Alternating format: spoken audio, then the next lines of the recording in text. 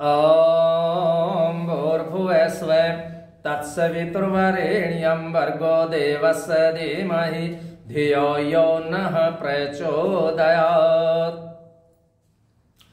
सजनों, YouTube channel Yashveer महाराज में आप सभी का स्वागत है। सजनों, आज 6 दिसंबर का दिन बड़ा ही शौर्य दिवस है, वीरों का दिवस है, भारत की संस्कृति की रक्षा करने का दिन है। क्योंकि आज के दिन अर्थात 6 दिसंबर सन 1992 को भारत के मस्तक पर जो बाबरी मस्जिद का कलंक लगा हुआ था, उसको कार सेवकों ने ढा दिया और उसको ढा करके भारत के मस्तक पर लगे कलंक को तो धोया, लेकिन इससे पूर्व इस्लामी शासन में हिंदुओं का जो लाखों का बलिदान हुआ, बार बार अयोध्या में मंदिर बनाया जाता और मुस्लिम बादशाहों के द्वारा जब मंदिरों को तोड़ा जाता था तो वहां मंदिर की रक्षा के लिए हिंदू वीर और वीरांगनाएं मैदान में आते थे, युद्ध होता था। तो कितने ही बार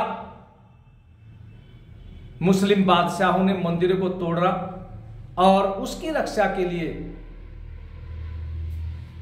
अनेक वीरों ने अपने बलिदान दिए और उन बलिदानों की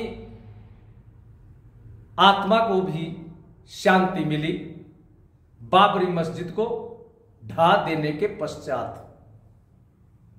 और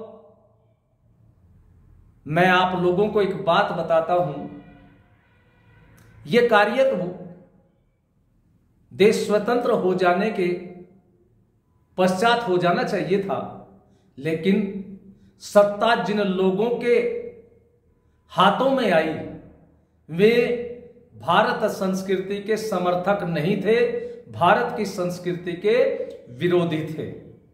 तो इस कारण से ये श्री राम जन्मभूमि का मामला कोर्ट में लटका रहा और यदि कोर्ट आदेश कर भी देता तब भी वहां पर श्री राम जन्मभूमि का निर्माण न होता, मंदिर का निर्माण न होता।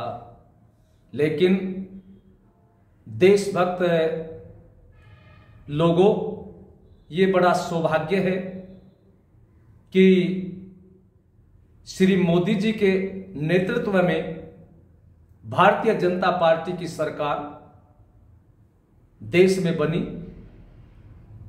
और मोदी जी के प्रयत्न से, उनकी भावनाओं से, भारतीय संस्कृति के उनके संस्कारों के कारण से आज कलंक भी मिट चुका है बाबरी मस्जिद का और वहां पर भव्य श्री राम मंदिर बन रहा है। तो इसलिए मैं उन देशभक्तों को, उन कार सेवकों को जो आज शरीर रूप में तो हम सब के बीच में नहीं है, लेकिन कीर्ति यश से जीविती, जिसका यश संसार के अंदर है वो आज भी जीवित है। और आज उन कार सेवकों को उनके बलिदानों के द्वारा जो बाबरी मस्जिद ढाई गई स्मरण किया जाता है और उनको कोटि कोटि धन्यवाद दिया जाता है उनके बलिदान के कारण से। और यदि वे बलिदानी कार सेवक उस समय बाबरी मस्जिद को न ढाते तो आज बड़ी समस्या हो जाती। अयोध्या के अंदर श्री राम मंदिर के निर्माण को। तो उनका बहुत बहुत धन्यवाद है। और फिर स्वतंत्रता की देवी हमेशा बलिदान मांगती है और उन बलिदानियों के कारण से ही आज वहां पर मंदिर का निर्माण हो रहा है। और बड़ी खुशी का दिन आज हिंदू समाज शौर्य दिवस के रूप में मना रहा है। लेकिन आज ही कुछ लोग 6 दिसंबर को काला दिवस भी मनाते हैं। और काला दिवस मनाने वालों को यह भी तो सोचना चाहिए, एक बाबरी मस्जिद के ढाने पर वो काला दिवस मना रहे हैं, लेकिन जब बांग्लादेश, पाकिस्तान, अफगानिस्तान और दूसरे इस्लामी देशों में लाखों लाखों मंदिर हिंदुओं के ढाए गए, क्या उस दिन के लिए भी वे काला दिवस मनाएंगे? नहीं, ये भारत है। इस भारत में तो कोई कुछ भी कर सकता है, वो स्वतंत्र है। और यदि उनके खिलाफ आवाज भी उठाए तो उनके समर्थन में भी आने वालों की भारत के अंदर कोई कमी नहीं है। क्यों? क्योंकि ये देश वीरों का देश है। यहां पर कभी भी जब हमलावर आए और उन्होंने यहां हमला करके विजय प्राप्त की और यहां इस देश पर शासन भी किया, लेकिन ये उन वीरों का दोष नहीं है, दोष उन गद्दारों का है जिन गद्दारों के कारण से ये देश पराधीन रहा। इसीलिए तो कवि ने लिखा, नहीं बिगाड़ा भारत का, नहीं बिगाड़ा भारत का कभी दुश्मन की तलवारों ने, भारत को बर्बाद किया है भारत के गद्दारों ने।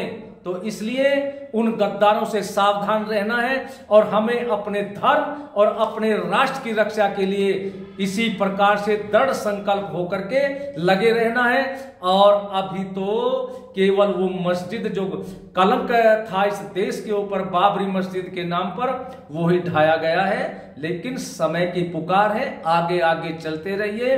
और जो जो हमारे मंदिर ढा करके दूसरे मजहब के स्थल बनाए गए हैं वो सारे वापिस लिए जाएंगे। और मैं भारत सरकार से भी कहता हूं कि इस तरह के जो स्थान है जहां पर मंदिर ढा करके दूसरों के धर्म स्थल बने, उन्हें चिन्हित करें और उन्हें वापिस मंदिर के रूप में परिवर्तित करें। ये थोड़ी सी बातें मैंने आपके समक्ष रखी। बस अंत में मैं यही कहूंगा कि भारत के वीरों इसी प्रकार से ये शौर्य दिवस मनाते रहिए और आने वाली पीढ़ी को एक नई ऊर्जा देते रहिए। इन शब्दों के साथ मैं अपनी वाणी को विश्राम देता हूं। धन्यवाद।